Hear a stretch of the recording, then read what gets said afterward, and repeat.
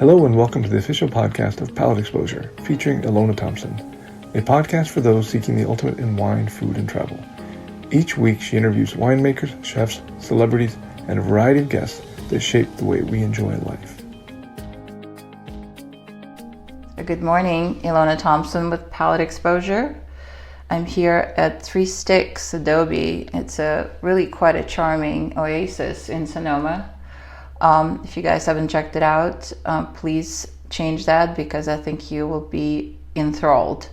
And I'm here with very special people today. Ryan Prichard, who's a winemaker at Three Sticks, and Bob Cabral, who is the director of winemaking. You might know him from William Sellium, a venerable brand that really is a reference point for Pinot Noir in California. Welcome. It's really good to have you both. Yeah, thank you. Good to be here. Thank you. And we'll start with getting to know you personally a little bit. Just, the bio data. Where were you born? Where'd you go to school? And Okay. I know you guys have some history together that I'm really excited to unravel because you worked together in the past. But we'll start with just individual information so we can tell our listeners where it all began for you. Well, so this is Ryan Prichard, and I was born in Berkeley, California, so not too far away, not quite wine country, but close proximity. So I grew up sort of close to wine, but wasn't a winemaking family. I went to Berkeley High. Ended up going to Cornell University, which is where I really sort of fell in love with wine. There's a wine appreciation course at Cornell in the hotel school, and it was all the seniors take it. It's a pass-fail class. Everybody, it's probably the most failed course at Cornell. Oh my!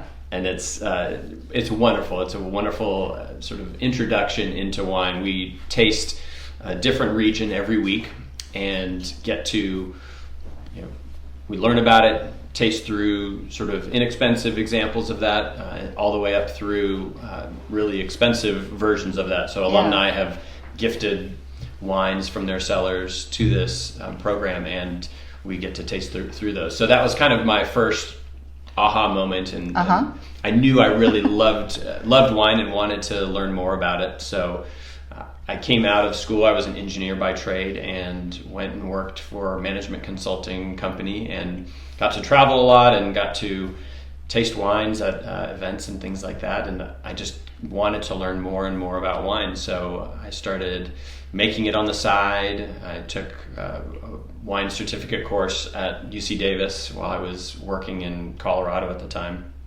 and started making it in our second bathroom.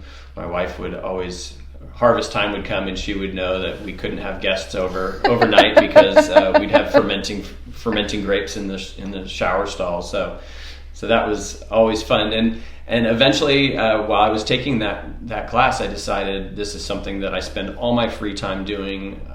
It's something that I would, I'd be up at 2 a.m. to take this test, which the grades really didn't matter, but I was just so interested in understanding more and learning more about wine that it's something that I knew I wanted to do with all of my time. So moved back to California, as it were.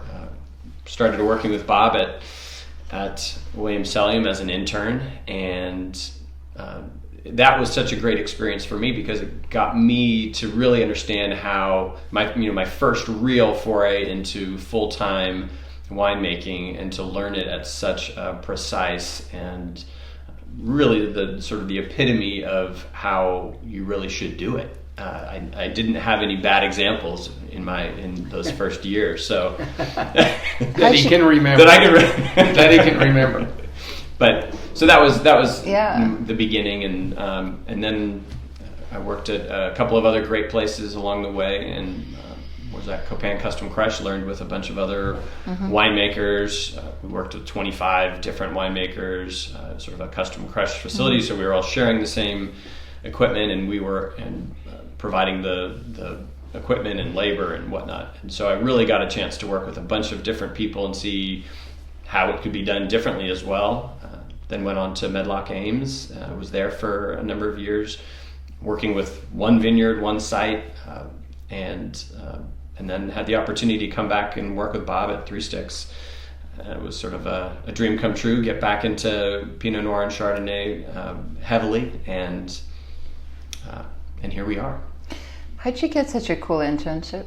I'm sure a lot of people want to know, how did you land in like the top spot right away? I got really lucky. I think I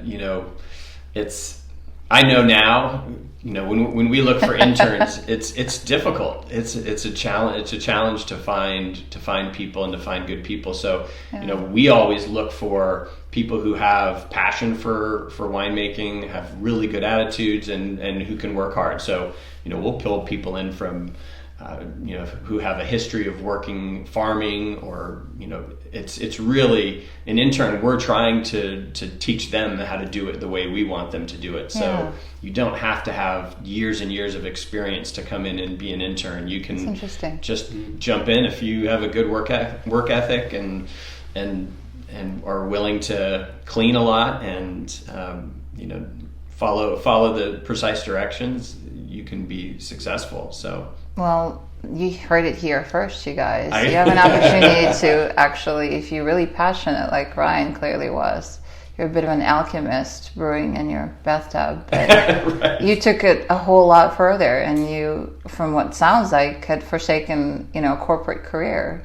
I did. Yeah, it was.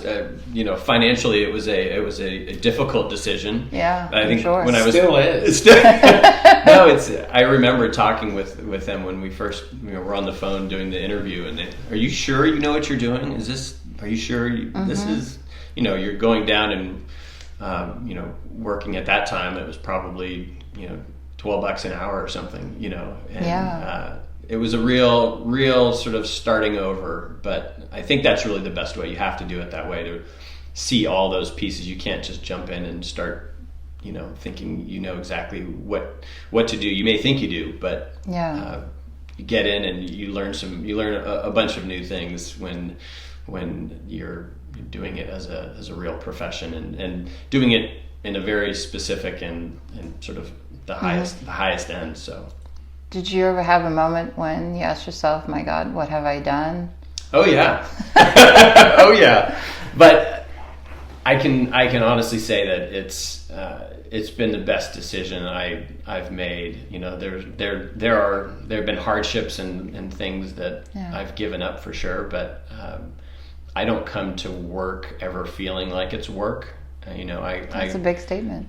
I show up and it's what I love to do. So you can show up and see all the people in the cellar, and it's a fun week every week to come in and make wine, and it's a lot of hard work, and there are challenges for sure, but I'm very glad I made the decision. You don't look unhappy to me at all. Your eyes are smiling, so I think that says it all.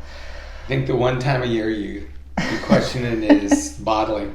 Yeah, bottling. Bottling. Yeah. Oh my gosh. That's a doozy, huh? It's just so many pieces coming together. Yeah. We can expound on that. Oh yes, no, that's definitely. I'm making a mental note. We'll get into bottling conversations. So, Bob, where are you from? So I grew up. I was born in Fresno, actually, and then grew up. Pretty much about 120 miles north, so kind of north of Modesto, northeast of Modesto, in a little town called Escalon. My dad farmed. My dad grew up in Ripon, Manteca area, and my grandparents farmed grapes and almonds, and my dad had a farm management company, so I grew up on 70 acres outside of the town of Escalon. I have an older sister, a younger sister.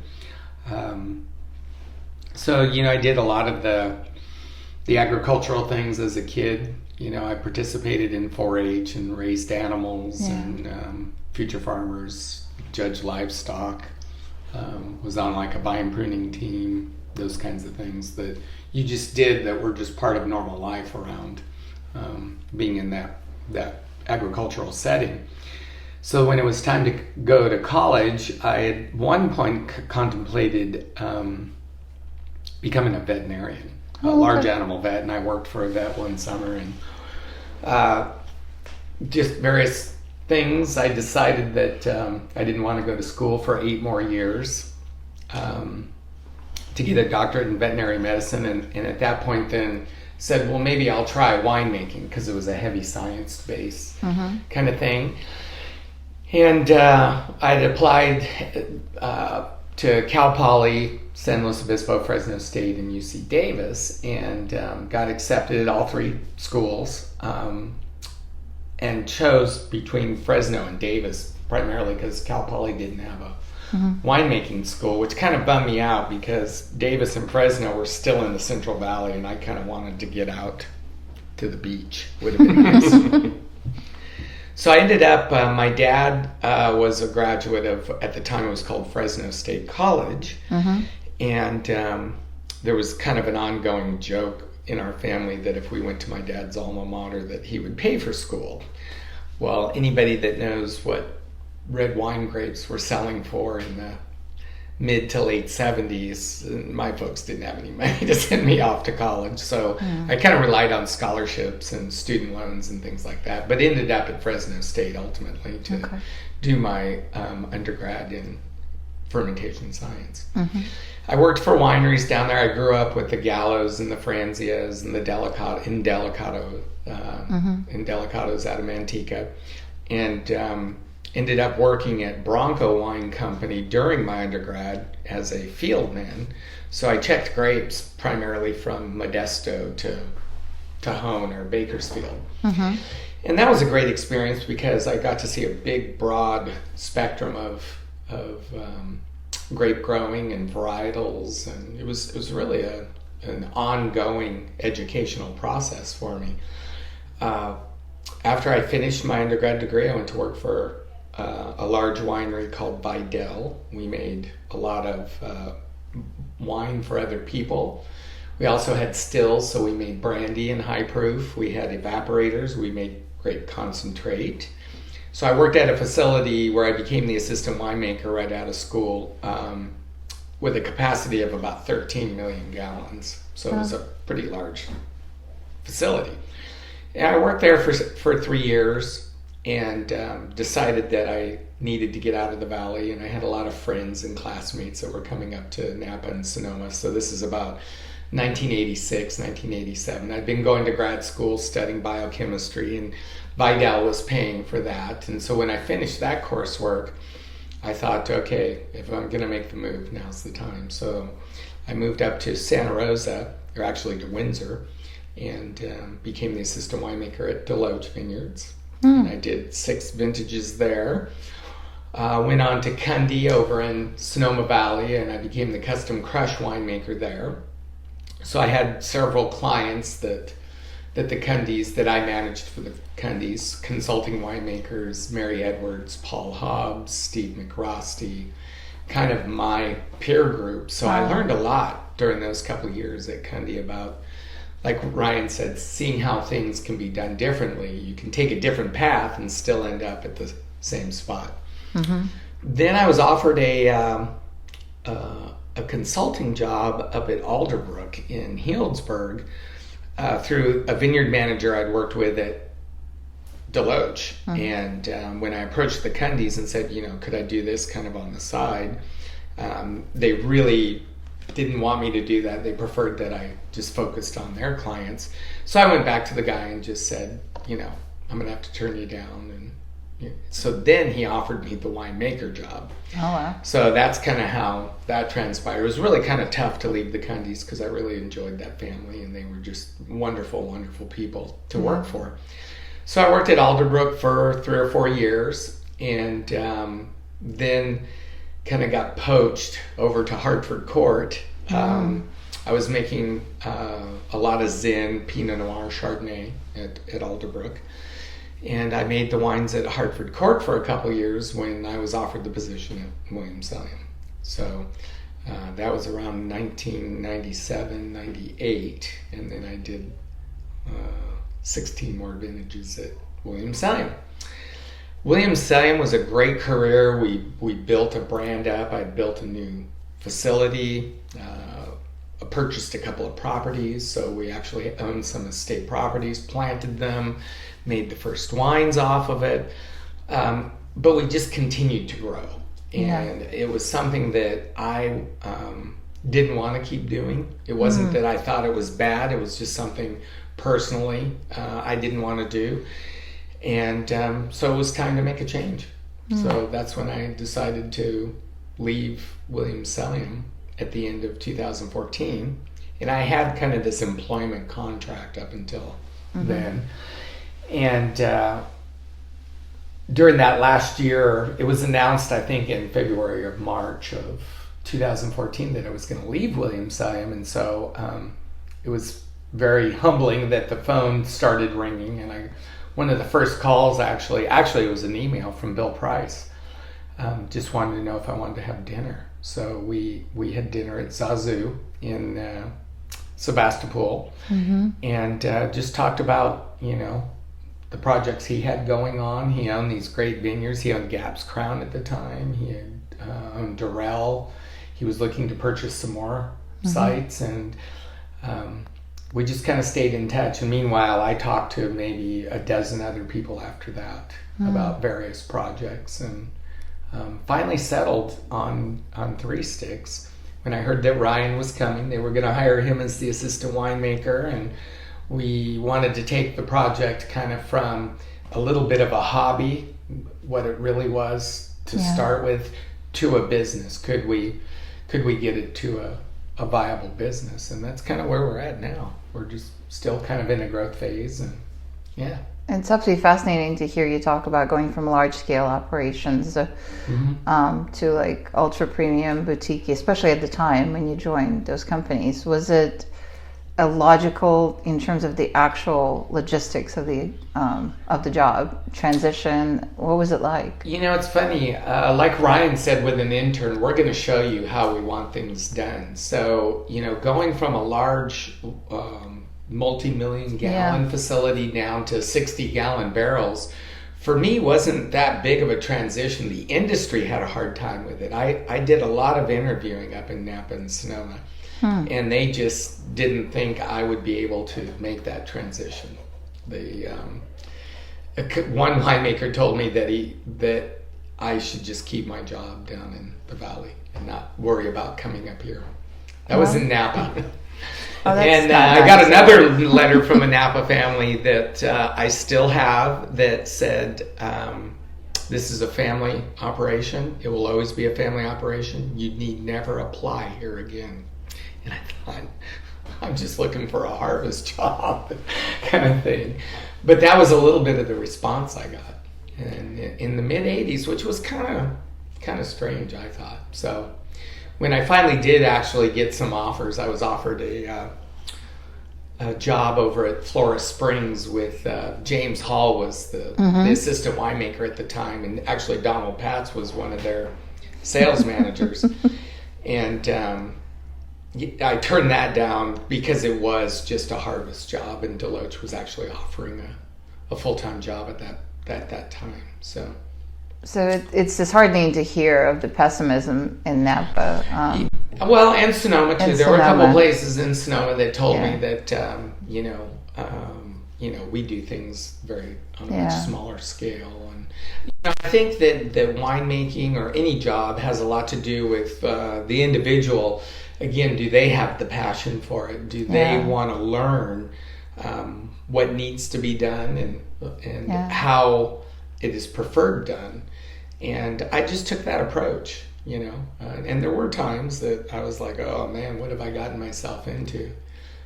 Randy Ellum was the winemaker at Deloach at the time. He's now head of all of Kendall Jackson. And Randy just, he wanted everything done right all the time. I mean, I learned from, getting to work with Paul Hobbs and Mary Edwards, I learned systems and methods. With Randy, he taught me about the whole job, the business, managing people.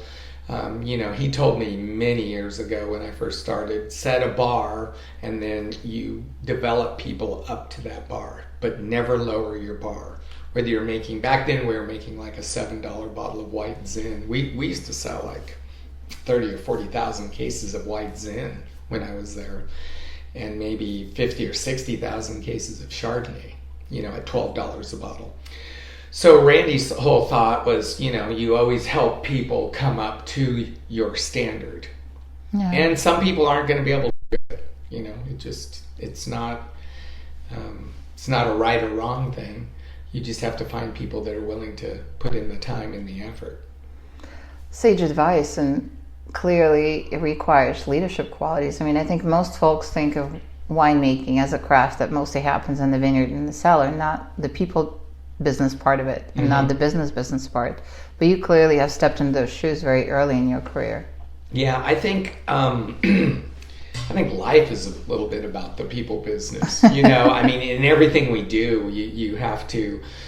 Even when I'm trying to advise my daughter when she's having difficulty either with an instructor at school or a subject or even a classmate, is to kind of stop and take a step back and say, okay, if you wear those folks' shoes for a bit and take it from a different perspective. And then I think it gives you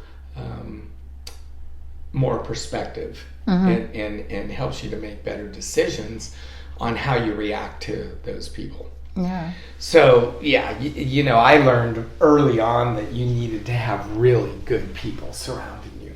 And that's been a lot of my successes at all of these places. I've had a great career because I've had great people around me. And I think some of it by luck, and like Ryan said, when we do look for certain traits when you're hiring people for internships or even permanent jobs.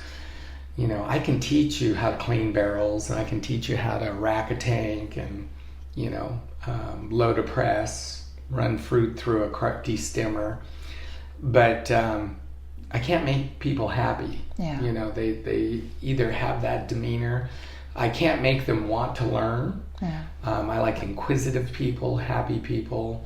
Like Ryan said, we show up. I love showing up at the cellar at Three Sticks because it's just so nice in the morning to see Hector and Kevin, and sometimes Carl's dog Mel is there and he comes running up to you and he's always so happy, and it doesn't feel like work when you walk into a happy place all the time. I like that word, happy. Yeah. Well, by all accounts, the names that you mentioned, who were your mentors at the time, who's who, particularly with respect to Pinot Noir and Chardonnay. But, you very quickly became a reference point in people's minds, particularly maybe the demarcation is William Selling because it was such a cultish brand. Mm-hmm. But your talent obviously had been shining through, and over the years I've heard a lot of praise, and not just critics but just random peers that I talked to that spoke reverently of you. Mm-hmm. Well, thank you. Yeah, I William Selling it was a great career there, and I'm probably as proud or more proud of the people I worked with than necessarily the wines I made. And I'll be honest with you, and I've said this to Ryan, we've had these talks, I made wine out of fear for 17 years, and it was fear of failure. So a lot of my thought process was what could go wrong. If it did go wrong, what was plan B or what was plan C? And I'm still a little bit in that mode, and I don't need to be in that mode. Because I didn't want to be the person that ruined William Selling. Yeah. I had been on their mailing list since graduate school, and I knew Bert, I knew Ed on a very personal level, and their names were on the label. And I just felt this sense of pride and ownership that I couldn't let them down. And I just didn't want the wines to suffer. Did they change? Absolutely, because no two winemakers make wine the same. And I wasn't necessarily trying to follow in his footsteps, but more shepherding the brand into the next phase of its life. Yeah. Which is what I told Jeff, who took over for me. Jeff Manghaus is now the winemaker over there, or director of winemaking, whatever his title is. And I just said, look, Jeff, don't get obsessed on what Bert did. Don't let people remind you all the time of what Bob did. This is what Bob did, or this is what Bert did. Do what Jeff needs to do. There's a good framework there. Stay within those parameters. You have the same vineyard sources, a lot of the same equipment, people, resources, and then put your handprint or thumbprint on those wines. Don't be afraid for a little bit of change. Just because I made them one way doesn't mean that it was the right way. And, I think Jeff has done that. And he and I have had some talks, and I like the direction. I wouldn't say they've changed dramatically, but subtly. And I think they do have Jeff's handprints on them now, and I'm very proud that he's been able to do that and not look back. Just keep moving forward. That pressure that you put on yourself, again, arguably, you should just, be able to even dial it in at this point, just because you're so good and so experienced. But I'm not hearing even a whiff of that. Does that make you a better winemaker? Well, I think that complacency can get you into difficult spots at times. Yeah. And to think that you know it all. I'm actually coming into my 40th vintage at a commercial winery, not as winemaker, but actually working at a winery in California. And sometimes I feel like, and I really do believe this, that I know less now than I did even 10 or 20 years ago. And I equate that to just youth. When we're young, I think our enthusiasm, if you're smart, you don't think about too much of the minutiae or detail or what could go wrong. Maybe I thought about it at Williams-Sonn, but I didn't dwell on it. So when I did make decisions at Williams-Sonn, that was it. I made a decision and I moved on. Let the cards fall where they may. So it didn't keep me up at night. Well, it did for the first couple of years. But once I got into a groove, it was all about how could I make the grapes better? How could I make the wines better? How could we make this brand better? How could we really continue to leave our mark in the wine industry, and in particular the California wine industry? So yeah, and you were extremely generous, I'm sure, as a mentor, and Ryan will probably attest to that shortly. But even I was a consumer at the time, and I don't know if you recall our meeting all those years ago when you were walking, a group of us through the vineyard and showing how you taste. You were talking about the seed and how it should taste ripe. I remember, and that was 15 years ago. But I remember very well just how open you were about your craft and how willing to share with people, of what it's all about. And I think that's part of your success. You're so relatable. Well, I was always so grateful that the winemakers I worked with were very much the same way. Yeah. I could ask Mary any question. Yeah. I could ask Paul Hobbs. I can call them to this day and ask questions. And I feel very fortunate. Like, I've got this going on. What have you ever experienced something like this? And what would be a path that you might take? So I've always felt that that's important, that there really are no secrets to winemaking, because the variables are immense. Yeah. We make wine in a big gray area. There's no black or white. Beer making, even distillation, there's a few more absolutes. And if you make a mistake today, a lot of times you can scrap it, do something different, but you can repeat the same process again. Right. With harvest, we get once a year, and you kind of have to take whatever Mother Nature's given you, and you've got to deal with it over a very short period of time. And you just learn to deal with it at that point. The conclusion of this interview can be found in the next podcast, already available for your download. Thanks again for tuning in to the official podcast of Palate Exposure, featuring Ilona Thompson.